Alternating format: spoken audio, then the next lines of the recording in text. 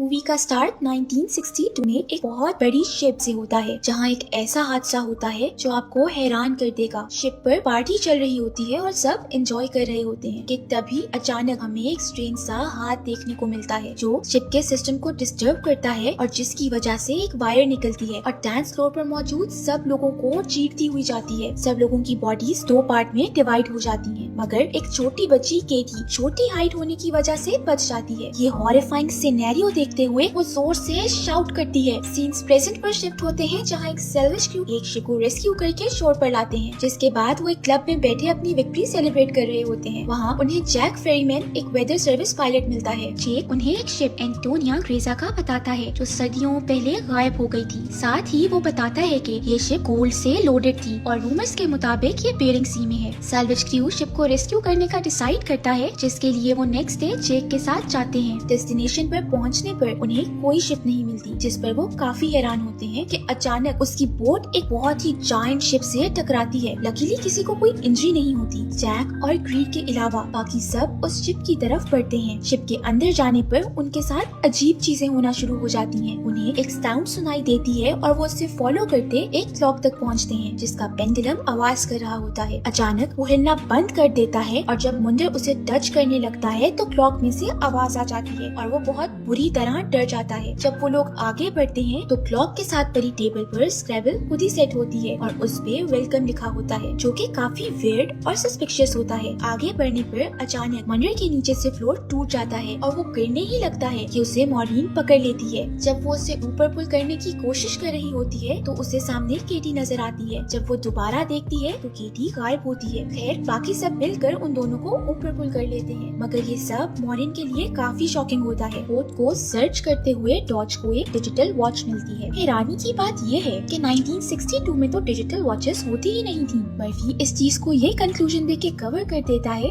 कि शायद उनसे पहले भी कोई इस शिप को कॉन्कर कर चुका है। शिप का मैनुअल लेके वो लोग वापस अपनी बोट पर चले जाते हैं। रात जब मॉर्निन अकेली होती है तो जेक उसके पास जाता है, जहाँ मॉर्निन बताती है कि उसने शिप पर एक बच्ची देखी थी। जेक इसे मॉर्निन का हेलुसिनेशन बताते हुए उसे आराम करने का कहता है। नेक्स्ट मॉर्निंग क्रू को पता चलता है कि शिप में एक बहुत बड़ा होल है और वो सिंक कर रही है। सब मिलके उसे 3 डेज में रिपेयर करके अपने साथ ले जाने का डिसाइड करते हैं, जिसके बाद वो फौरन काम पे लग जाते हैं। मॉर्निन एक्सप्लोर करते हुए स्विमिंग पूल एरिया में जाती है, जहाँ स्विमिंग पूल के अंदर उसे बुलेट शेल्स देखने को मिलती हैं, जो उसे थोड़ा डिस्टर्ब कर देती हैं। वो वापस ऊपर की तरफ जा रही होती है कि उसको फिर से केटी नजर आती है और वो डर के नीचे गिर जाती है, जिससे उसका सर जोर से लगता है और ब्लीडिंग भी होती है। जब वो उठती है तो स्विमिंग पूल उसका ब्लड अब्सॉर्ब कर लेता है। उसे अपने सामने केटी की जगह जेक मिलता है, जो उसे वहाँ से निकाल के ले जाता है। उनके पीछे से हम देखते हैं कि स्विमिंग पूल ब्लड से भर गया है और उसके अंदर डेड बॉडीज हैं, जो काफी स्केरी होता है। वहीं दूसरी तरफ मर्फी शिप के कैप्टन का रूम एक्सप्लोर कर रहा होता है, जब उसे वाइन का ग्लास नजर आता है। मर्फी सिप लेने के लिए ग्लास उठाता है तो सामने मिरर में उसे कैप्टन वाइन पीता नजर आता है, जिससे वो बहुत डर जाता है और वाइन का ग्लास उसके हाथ से गिर जाता है। सीन्स वापस मॉर्निन और जेक पे शिफ्ट होते हैं, जो लॉन्ड्री रूम से गुजरकर इंजन रूम का डोर ओपन करते हैं तो पानी की तेज लहर उनकी तरफ आती है, जिसके अंदर डेड बॉडीज भी होती हैं। दोनों बहुत डर जाते हैं। जब वापस आने के लिए उसी गेट की तरफ जाते हैं जिससे वो आए थे तो वो लॉक्ड होता है। फिर जो डोर उन्होंने खोला था वो उसकी तरफ बढ़ जाते हैं। सीन्स क्लियर पर शिफ्ट होते हैं, जिससे फ्रांसिस्का की आवाजें आ रही होती हैं। फ्रांसिस्का 1962 में शिप पर लाउंज सिंगर थी। जब क्रीड आवाज फॉलो करते आगे बढ़ता है तो उसे कुछ नहीं मिलता, मगर हमें फ्रांसिस्का देखने को मिलती है। जेक और मॉर्निन बाकी क्रू को ढूंढ रहे होते हैं, जिस दौरान वो एक रूम में पहुंचते हैं और वहाँ उन्हें बहुत सा गोल्ड मिलता है। जब वो बाकी क्रू को इन्फॉर्म करने निकलते हैं तो उन्हें लॉन्ड्री रूम में से आवाजें आती हैं। मॉर्निन अंदर जाके डिस्कवर करने की कोशिश कर रही होती है कि व्हाइट शीट में से कुछ हिलता है और मॉर्निन को फॉलो करने लगता है। वो डरती हुई बाहर निकलती है तो उसे पता चलता है कि वो और कोई नहीं बल्कि उसी के पार्टनर्स हैं। मॉर्निन सारे क्रू को लेके गोल्ड के पास पहुंचती है, जो कि बहुत ज्यादा होता है, जिसके बाद ये सब डिसाइड करते हैं कि इस शिप को यहीं छोड़ के बस गोल्ड लेके यहाँ से जितनी जल्दी हो सके निकल जाएंगे। फिर वो सब गोल्ड को अपनी बोट में लोड करना शुरू हो जाते हैं। जब सांतोस बोट स्टार्ट करने के लिए इंजन साफ कर रहा होता है तब खुद से ही सिलेंडर ऑन हो जाता है। ये सब केटी देख रही होती है और वो मॉर्निन को वार्न करने की भी कोशिश करती है, मगर कोई उसे आकर रोक देता है। फिर बोट स्टार्ट कर देता है, जिससे ब्लास्ट होता है और सैंतोस जलकर मर जाता है और ये सब इसी शिप पर स्टक हो जाते हैं। मॉरीन को अब और कुछ नहीं बल्कि केटी वाली मिस्ट्री सॉल्व करनी है, जिसके लिए वो उसे ढूंढने लग जाती है और फाइनली उसे केटी का रूम मिल जाता है। वहीं दूसरी तरफ डॉज और मंडे को किचन में खाना मिलता है, जो पहले तो बहुत टेस्टी लगता है, लेकिन कुछ ही टाइम में उन्हें रियलाइज होता है कि वो इंसेक्ट्स खा रहे हैं, जिससे वो बहुत डर जाते हैं और वॉमिट कर देते हैं। मॉरीन जब केटी का रूम एक्सप्लोर कर रही होती है तो उसे वहाँ केटी की बॉडी लटकी हुई नजर आती है, जो कि अब स्केलेटन में बदल चुकी होती है। मॉरीन बहुत डर जाती है। वहीं दूसरी तरफ ग्रीड के साथ कुछ बहुत ही वियर्ड होता है। वो जिस रूम में होता है वहाँ अचानक सब चेंज होने लग जाता है और वापस 1962 में बदल जाता है, जब वो शिप बिल्कुल ठीक थी और सब पार्टी कर रहे थे। ये सब देख के ग्रेयर को कुछ समझ नहीं आता और वो शॉक हो जाता है। सीन्स मर्फी पे शिफ्ट होते हैं, जो कैप्टन के रूम में अफसरदा बैठा होता है कि अचानक उसके पास पड़ी वाइन की बोतल हिलने लगती है। मर्फी के सामने कैप्टन बैठा होता है, जो उसे वाइन देता है। मॉरीन केटी की डेड बॉडी से नेकलेस उतार के देख रही होती है कि जब पीछे से केटी की रूह आ जाती है। जब मॉरीन नेकलेस उसके हाथ में देती है तो वो उसके हाथ के बीच से निकल जाता है, जिस पर मॉरीन के अंदर जो थोड़ी सी होप थी वो भी टूट जाती है। मॉरीन को यकीन हो जाता है कि केटी सच में एक गोस्ट है। सीन्स वापस मर्फी पे जाते हैं, जहाँ कैप्टन उस पे बहुत शॉकिंग चीजें रिवील करता है। मर्फी को पता चलता है एक लॉरेलाई नामी शिप का, जिसका गायब होना